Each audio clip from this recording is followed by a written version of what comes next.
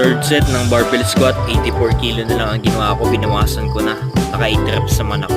2 sets lang sana ang gagawin ko sa barbell squat, ay nakulangan ako sa reps dun sa dalawang set, kaya nilagyan ko ng pangatlo. Sa mga gantong buhat, dapat meron laging safety bar, lalo na kung mabigat yung binubuhat para safe. Kaya talaga gumawa ako nitong ganitong DIY squat rack ay para na rin talaga dito sa safety. Sa multi-purpose din to, ay pang grip saka pang safety din sa bench press at incline bench press.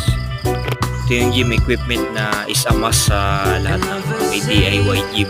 Ang napapaloob lang naman sa DIY gym ay removable na DIY weights, tapos squat rack, saka DIY adjustable bench press, saka tubo.